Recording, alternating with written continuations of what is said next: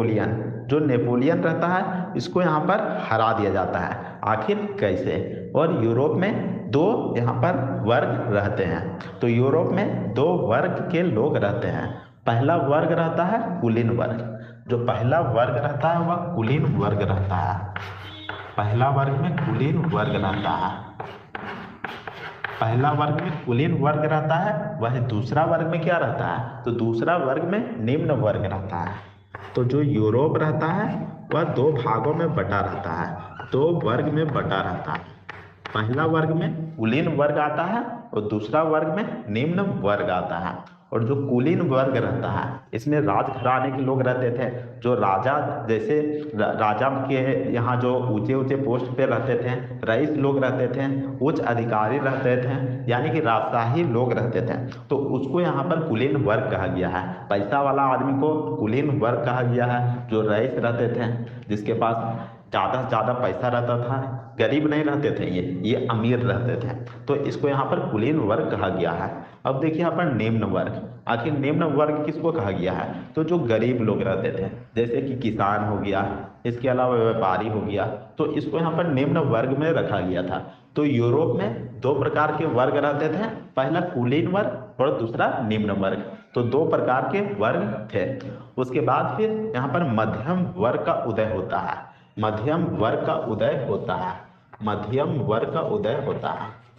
आखिर मध्यम वर्ग का मतलब यहाँ पर क्या है? तो मध्यम वर्ग का मतलब यहाँ पर है शिक्षित लोग। शिक्षित लोग। तो मध्यम वर्ग का मतलब यहाँ पर क्या है? तो शिक्षित लोग से हैं, यानी कि जो पढ़े लिखे होते थे, जो यहाँ पर थोड़ा सा समझदार होते थे, तो उन लोगों का उदय होता है। वे लोग यहाँ पर आना स्टार्ट कर देते हैं, क्योंकि उस समय नेपोलियन, जो कि फ्रांस का यहाँ पर राजा बन जाता है, फ्रांस का राजा बन जाता है, काफ़ी ज़्यादा सुधार करता है। क्योंकि जो नेपोलियन रहता है वह बहुत ही योग्य शासक रहता है और बहुत सारे ऐसे ऐसे नियम लाते हैं जो कि प्रजा की भलाई के लिए लाते हैं, प्रजा के हित के बारे में सोचता है नेपोलियन। और फिर जो नेपोलियन रहता है वो यहाँ पर लोगों में यहाँ पर छा जाता है और अच्छा राजा के रूप में उभरता है, जो नेपोलियन रहता है।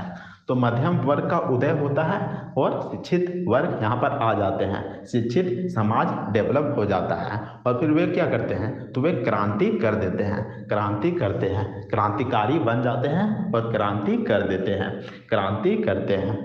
तो यहाँ पर मध्यम वर्ग का भी उदय हो रहा था। और उसके बाद फिर क्या होता है? तो उदारवाद का आरंभ होता है। उदारवाद का आरंभ होता है। क्या होता है? तो उदारवाद का आरंभ होता है। उदारवाद का आरंभ। उदारवाद का आरंभ होता है। तो उदारवाद का मतलब क्या होता है? यहाँ पर उदारवाद का आरंभ का मतलब क्या होता है? तो मान लीजिए कि कोई देश रहता है, कोई देश रहता है, तो वहाँ पर नियम और कानून बनाया जाता है। तो यहाँ पर जो नियम और कानून बनाया जाता है, तो यहाँ पर सभी को समान अधिकार मिलता है, समान स्वतंत्रता मिलता है। कोई भी कुछ बोल सकता है, बोलने का अधिकार मिलता है, साथ ही साथ कोई कार्य को करने का अधिकार मिलता है, और साथ ही साथ धर्म का अधिकार मिलता है कि हम कोई धर्म को अपना सकते हैं, कोई यहाँ पर धर्म को मान सकते हैं। तो ये सभी अधिकार मिलता है। समानता का अधिकार मिलता है। समान यहाँ पर कानून जो रहता है, जो कानून रहता है वह सभी के लिए बराबर रहता है। तो यह उदारवाद का यहाँ पर अर्थ हो गया। और साथ ही साथ उदारवाद में क्या होता है? तो जो उदारवाद होता है उसमें क्या होता है? तो जो प्रजा लोग होता है, जो जनता लोग होता है, वह खुद का सरकार चुनता है। यानी कि कह सकते हैं कि लोकतंत्र व्यवस्था रहता है।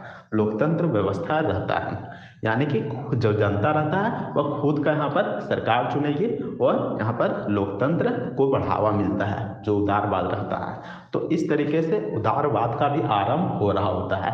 तो उदारवाद का भी आरंभ हो रहा होता है। सभी को यहाँ पर स्वतंत्रता का अधिकार मिल जाता है, धर्म का अधिकार मिल जाता है, समानता का अधिकार मिल जाता है। सभी के लिए कानून जो रहते हैं वह बराबर रहते हैं और लोकतंत्र की स्थापना भी होने लगती है। लोकतंत्र की यहाँ पर स्थापना की मांग होने लगती है। तो यहाँ पर उदारवाद का यहाँ पर परिचय हो गया। अब देखिए यहाँ पर 1815 में बहुत ही भयानक घटना घट जाती है। जो 1815 रहता है 1815 रहता है, उसमें बहुत ही भयानक घटना घट जाती है। आखिर वहाँ पर क्या होता है? फिर 1815 में एक ऐसी घटना घट जाता है जिससे कि यूरोप का जो स्थिति रहता है वह डगमगा जाता है, पूरा चरमरा जाता है। आखिर कैसे? तो ये 1815 में क्या होता है? तो 1815 में तो यहाँ पर समझिए, एक देश रहता है ऑस्ट्रिया, एक देश रहता है ऑस्ट्रिया, ऑस्ट्रिया, एक देश रहता है ऑस्ट्रिया, उसकी राजधानी का नाम है वियना, वियना, राजधानी का नाम है वियना। ऑस्ट्रिया देश रहता है, उसका राजधानी का नाम है वियना। तो यहाँ पर क्या होता है? तो वियना और बहुत सारे वियना और बहुत सारे देश मिलकर तो यहाँ पर वियना सम्मेलन करते हैं, वियना सम्मेलन, वियना, वियना सम्मेलन, वियना सम्मेलन या फिर वियना संधि, वियना संधि करते हैं, वियना संधि करते हैं 1814-15 में। 1814-15 ईस्वी में वियना संधि या फिर वियना सम्मेलन कह सकते हैं, वह किया जाता है। और किसकी अध्यक्षता में किया जाता है? तो यह मेटरनिख की अध्यक्षता में किया जाता है। मेटरनिख एगो आदमी रहता है, उसके अध्यक्षता में किया जाता है। मेटरनिख की अध्यक्षता, मेटरनिख की अध्यक्षता, मेटरनिख की अध्यक्षता। और जो मेटरनिख रहता है यही हरामी आदमी रहता है, क्योंकि फिर से राजतंत्र की स्थापना कर देता है। जो मेटरनिख रहता है ये फिर से राजतंत्र की स्थापना कर देता है। तो आखिर कैसे? तो यहाँ पर देखिए, ऑस्ट्रिया, ऑस्ट्रिया जो एक देश हो गया, उसकी राजधानी क्या हुआ? तो उसकी राजधानी हो गया वियना, वियना उसकी राजधानी हो गया। और यहाँ पर वियना सम्मेलन किया जाता है, वियना संधि किया जाता है 1814-15 में। और इसकी अध्यक्षता कौन करता है? तो इसकी अध्यक्षता मेटरनिख करता है। और जो वियना सम्मेलन किया जाता है इसमें 4 गो देश शामिल रहता है, 4 गो देश शामिल रहता है। तो उस देश का नाम यहाँ पर क्या है? तो यहाँ पर पहला में ब्रिटेन हो गया, ब्रिटेन हो गया, फिर रूस हो गया, रूस हो गया, फिर प्रसा हो गया और ऑस्ट्रिया हो गया, ऑस्ट्रिया हो गया। तो ये 4 देश शामिल रहते हैं, 4 देश। यहाँ पर प्रसा क्या है? तो प्रसा जर्मनी राज्य का, जर्मनी देश का एक राज्य है, तो आपको ध्यान में रखना है। जो प्रसा है जर्मनी देश का एक यहाँ पर राज्य है। तो यहाँ पर ब्रिटेन, रूस, प्रसा और ऑस्ट्रिया 4 देशों के बीच ये वियना संधि होता है, वियना सम्मेलन होता है। और इस वियना सम्मेलन का उद्देश्य क्या रहता है? तो इसका उद्देश्य रहता है कि जो नेपोलियन फ्रांस का राजा बन जाता है उसको हराना रहता है। कि लोग सोचते रहता है अरे साला किस तरीके से हम नेपोलियनवा को हराएंगे, ओकरा राजगद्दी से कैसे हटाएं, फ्रांस का तो राजा बन गया है, अब ओकरा कैसे हटाएं। तो इसके लिए ये चारों देश मिल जाता है आपस में और फिर ओकरा हटाना चाहता है, तो वियना सम्मेलन करता है। और उसका अध्यक्षता कौन करता है? तो उसका अध्यक्षता करता है मेटरनिख, जो कि यहाँ पर ऑस्ट्रिया, ऑस्ट्रिया का एक कह सकते हैं कि चांसलर रहता है, ऑस्ट्रिया का चांसलर रहता है। तो आपको ध्यान में रखना है। तो ये चारों देश मिल जाते हैं और वियना सम्मेलन कर लेते हैं और सोच लेते हैं कि अब तो नेपोलियनवा को तो हम हराइए के रहेंगे, नेपोलियनवा को हम राजगद्दी से हटा देंगे और फिर ये फ्रांस और यूरोप में हम राजतंत्र का स्थापना करेंगे, राजतंत्र का स्थापना करेंगे। तो फिर एक युद्ध होता है, एक युद्ध होता है। तो उस युद्ध का नाम रहता है वाटरलू, वाटरलू का युद्ध। वाटरलू का युद्ध होता है 1815 ईस्वी में, 1815 ईस्वी में वाटरलू का युद्ध होता है।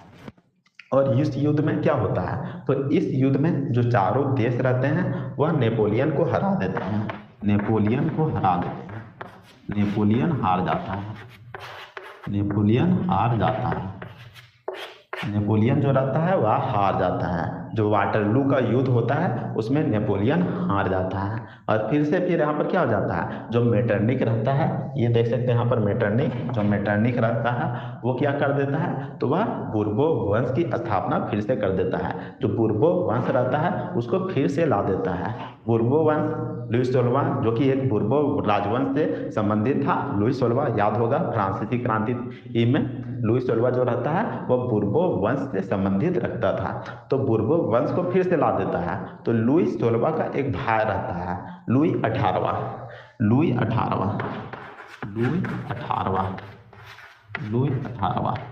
तो उसको फिर फ्रांस का राजा बना देता है। जो मेटरनिक रहता है, जो यहाँ पर देख सकते हैं मेटरनिक रहता है, वो फिर क्या करता है, तो लुई 18वां जो कि लुई 16वां का भाई रहता है, लुई 18वां उसको फिर फ्रांस का राजा बना देता है।